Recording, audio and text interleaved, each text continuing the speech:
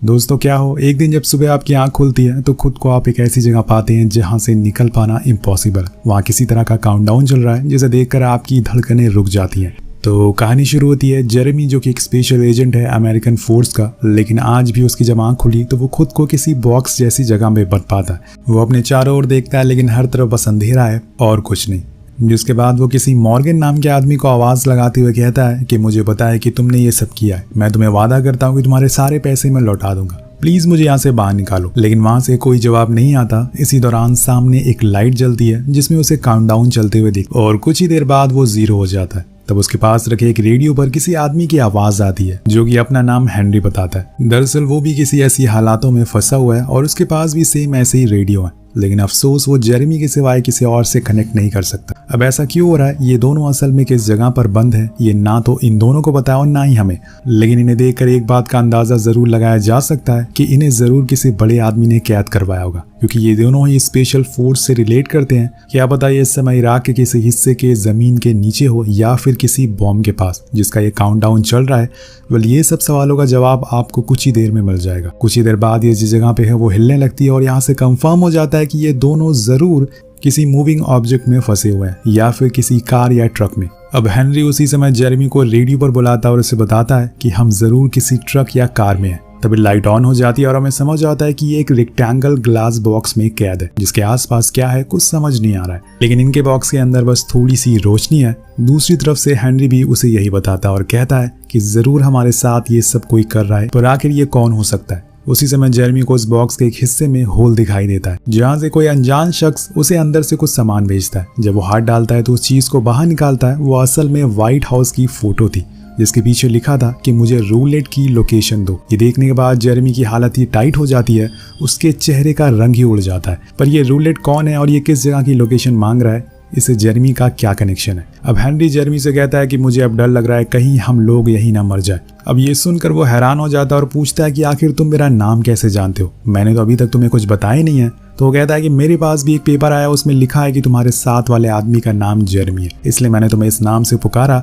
लेकिन यहाँ जेरेमी को उस पर यकीन नहीं था और वो कहता है कि क्या पता तुम भी उनसे मिले हुए जिसने मुझे यहाँ कैद किया हो, इसलिए अब तुम मुझे कांटेक्ट मत करना। और ये बोलकर वो फोन काट देता है। कुछ समय के बाद उसे अपनी साइड से कुछ कार की आवाज आती है। वो फौरन रेडियो से उसे कनेक्ट करने की कोशिश करता है और उसी समय वो किसी बॉब नाम के आदमी से कनेक्ट हो जाता है, जिसका मतलब है कि वो जेरेमी के पास ही है। इसलिए वो उसे अपनी सिचुएशन बताता है और कहता है कि आप मेरी मदद कर सकते हैं। अब वो आदमी अच्छा था, इसलिए वो जेरेमी की कही हुई सारी बातें मानता है और फिर 3 बार हॉर्न बजाता है ताकि उसकी आवाज जेरेमी को सुनाई दे, उसे पता चल सके कि वो उसके पीछे ही है। सेम ऐसे ही होता है। बॉब भी समझ जाता है कि असल में वो सामने वाली ट्रक में है, लेकिन जब तक वो उसके और करीब जा पाता वो ट्रक ने अपनी स्पीड तेज कर ली थी और बहुत ही तेजी से आगे बढ़ जाती है, जिससे कि बॉब का कनेक्शन टूट जाता है। यानी कि उस आदमी को पता चल चुका था कि उसका कोई पीछा कर रहा है, इसलिए उसने ऐसा किया, या फिर वो जेरेमी की सारी बातें सुन रहा हो, क्योंकि ये रेडियो तो उसने यहाँ पर रखा हुआ है।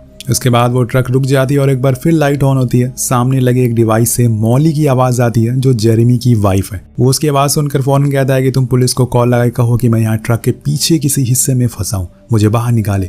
लेकिन मॉली उसकी बातों पर यकीन नहीं करती। उसे लगता है कि एक बार फिर वो नशे करके आए है और ये सब उसे मॉर्गन करवा रहा है जो कि उसका दोस्त है। इस बात से जेरेमी चिल्लाने लगता है और कहता है कि तुम बेन से जाकर मिलो और उससे कहो कि पोर्टस की रक्षा करे। लेकिन तभी कोई आता है और मॉली को उठाकर ले जाता है। अब उसकी चिल्लाने की आवाज सुनकर जेरेमी अपने हाथ पैर चलाने लगता है ताकि वो उस गिलास को तोड़ सके, लेकिन ऐसा हो नहीं पाता। तभी रेडियो पर एक आदमी कनेक्ट होता है और ये वही था जिसने जेरेमी को किडनैप किया था। वो उसे कहता है कि मुझे रूलेट की लोकेशन बता दो वरना तुम्हारी बीवी मारी जाएगी। पर यहाँ जेरेमी कहता है कि मुझे यहाँ से पहले बाहर निकालो तभी मैं कुछ बताऊंगा। लेकिन वो आदमी उसकी बात नहीं सुनता और फोन काट देता है। पर यहाँ जेरेमी के लिए मुश्किलें अब बढ़ती लग गई थी, क्योंकि उस बॉक्स में एक जगह से कुछ मधुमक्खियां अंदर आने लगी थी, जिसे देखकर वो घबरा जाता है क्योंकि वो उसे काटने लगी थी और कुछ ही देर बाद वो बेहोश भी हो जाता है। जब उसकी आंख खुलती है तो वो मधुमक्खियां मर चुकी थी, लेकिन वो उसी जगह में जाकर देखता है जहां से वो अंदर आई थी। तो उसे एक इंसान ड्राइव करते हुए दिखता है और वो हाथ डालकर उसे पकड़ने की कोशिश करता है, लेकिन वो जेरेमी का हाथ जला देता है। जिसके बाद वो आदमी जेरेमी से कहता है कि स्पेशल एजेंट जेरेमी, मुझे पता है कि तुम एक अमेरिका के एक खुफिया एजेंट हो, इसलिए बेहतर होगा कि तुम रूलेट की लोकेशन बता दो वरना तुम्हारे साथ तुम्हारी बीवी की भी जान जा सकती है। लेकिन वो गुस्से में कई गालियां उसे देता है। जिसके बाद जेरेमी फिर से हेनरी से कनेक्ट करता है और उसे पूछता है कि तुम्हें ये लोग क्यों कैद करके रखे हैं। तो वो बताता है कि मैं नेशनल सिक्योरिटी फोर्स में हूँ और ये लोग मुझसे रूलेट की लोकेशन मांग रहे हैं।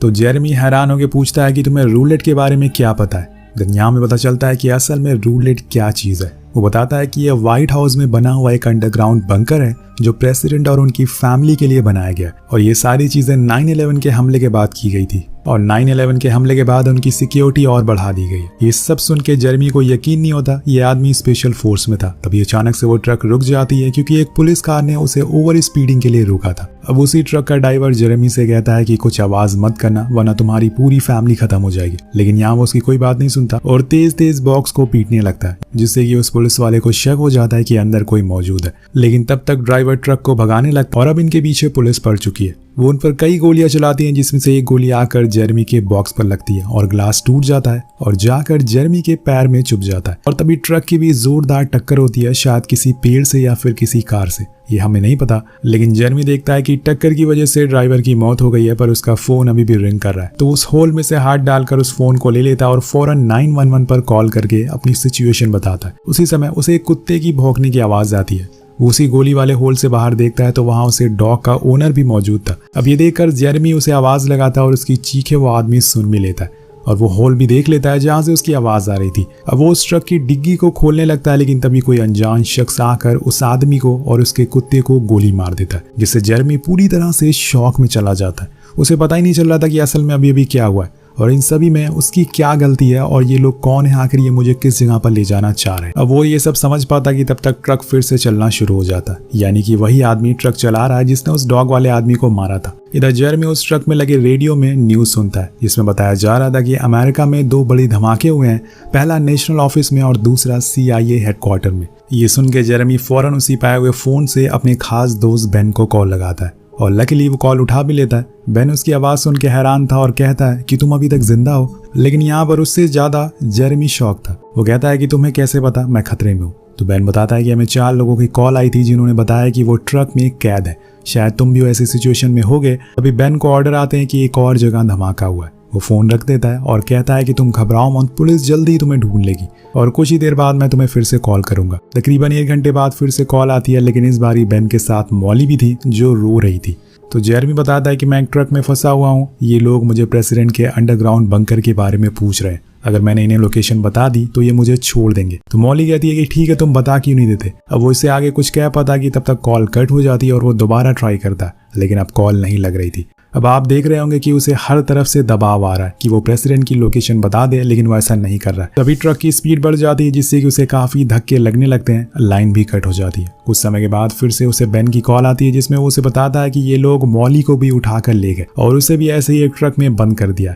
आगे बेन बताता है कि देश का हर हिस्से में धमाके हो रहे हैं, शायद प्रेसिडेंट भी खतरे में होंगे, लेकिन जेरेमी कहता है कि ऐसा कुछ नहीं है, वो इस समय रूलेट बंकर में सेफ होंगे, जिस वजह से वो सारे आतंकवादी उन्हें ढूंढ नहीं पा रहे। तभी बेन बोलता है कि तुम मुझे रूलेट की लोकेशन दो ताकि मैं उन्हें जाकर वार्न कर सकूं, पर वो कहता है कि इस समय पर वो जहां भी है बहुत ही सेफ है, तुम फौरन जाकर मोली की लोकेशन को ट्रैक करो। इसके बाद अब जेरेमी को दोबारा से पुलिस सायरन की आवाज आती है। वो उसका पीछे थी और बार बार टक्कर मार रही थी, जिस वजह से जेरेमी उस कार को साफ साफ देख पा रहा था, लेकिन इतनी टक्कर की वजह से उसका पूरा मुंह चोटिल हो गया था, जिसमें से खून आ रहे थे। पर वो हिम्मत नहीं हारता और तेज से चिल्लाने लगता है। तभी एक जगह जाकर वो ट्रक रुक जाती है, जिसमें कुछ देर बाद डिक्की खुलती है और एक आदमी उसके पास आता है और उसे कहता है कि हमें रोलेट की लोकेशन दे दो, उसके बाद हम तुम्हें छोड़ देंगे। लेकिन जेरेमी कहता है कि भाड़ में जाओ, मैं तुम्हें कुछ नहीं बता रहा हूँ, चाहे मुझे अपनी जान ही क्यों ना गंवानी पड़े।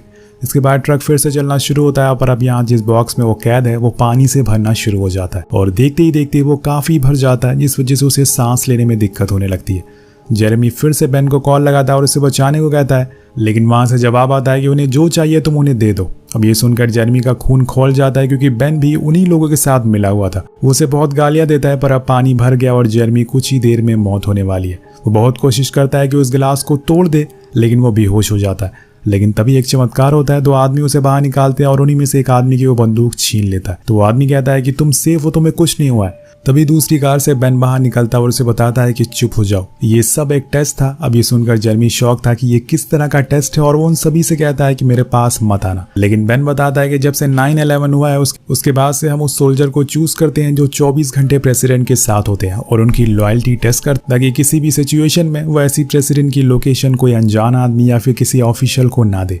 और इस टेस्ट में तुम पास हो गए हो। अब तुम्हें अगले महीने प्रेसिडेंट के साथ एक स्टेट ट्रिप पर जाना है जहां उनकी पूरी सिक्योरिटी तुम्हारे ऊपर रहेगी। अब ये सब जानकर जेरेमी को यकीन नहीं हो रहा था। तभी वहां पर कुत्ते वाला आदमी भी आता है जिसके साथ उसका कुत्ता भी था और दोनों सेफ और जिंदा थे। ये देखकर जेरेमी को यकीन हो जाता है। पास में उसका पूरा सेटअप दिखाई देता है और कुछ लोग भी थे जो कंप्यूटर से ट्रैफिक पुलिस सायरन की आवाज रिंग कर रहे थे। कुछ ही देर बाद वहां मॉली भी आ जाती है जो कि सेफ थी, उसे कुछ नहीं हुआ था। तब जेरेमी को पूरी तरह से यकीन हो जाता है कि ये सिर्फ एक टेस्ट था। अब वो पास की खड़ी एम्बुलेंस में जाकर लेट जाता है जहां मॉली भी थी साथ में। वो सामने बनी वॉशिंगटन मॉन्यूमेंट की बिल्डिंग को देखकर हंसता है। तो मॉली पूछती है कि क्या ये वही जगह है जहां पर प्रेसिडेंट को रखा गया है? सच में मुझे यकीन नहीं हो रहा है। तो वो उससे कहता है कि तुम्हें ये जानने की जरूरत नहीं है। इसके बाद वो उसे किस करती है और वो मॉली को एक रिंग भी देता है। लेकिन यहाँ आता है कहानी का एक तगड़ा ट्विस्ट। किस करते टाइम मॉली जेरेमी को हथकड़ी लगा देती है, फिर एक आदमी से बात करती है और उसे बताती है कि हमें वो लोकेशन मिल गई है, वो वॉशिंगटन मॉन्यूमेंट है, तो वहां जाके फौरन सबको खत्म कर दो। जेरेमी पूछता है कि अभी भी तुम लोग मेरा टेस्ट ले रहे हो ना? तब मॉली एक आदमी से पूछती है कि हमें इसका क्या करना है। वो ऑर्डर देता है कि इस आदमी को मार दो। वेल यहाँ मॉली को चंद पैसों के लिए अपने देश के साथ अपने पति के साथ भी गद्दारी करती है और उसका दम घोट कर वहीं मार देती है। या फिर वो कोई एजेंट है जिसने जेरेमी को अपने प्यार में फंसाया और अब उसका मकसद पूरा हो गया। यानी कि ये कहानी शुरू से ही एक वेल प्लान थी। किसी भी तरह का कोई टेस्ट नहीं चल रहा था और बेन भी इनके साथ मिला हुआ था। ये लोग अब जाकर प्रेसिडेंट को मार देंगे जिससे अमेरिका में खलबली मच जाएगी। ये वहाँ की इकोनॉमी को हिलाना चाहते हैं या फिर इनका मोटिव कुछ और हो। पर आपको क्या लगता है कि क्या रोलेट बंकर को तोड़ पाना या फिर उसे खोल पाना इतना भी आसान होगा? इसी सवाल के साथ ये कहानी खत्म हो जाती है। मिलते हैं आपसे अगली वीडियो में। Thank you so much watching. Peace out.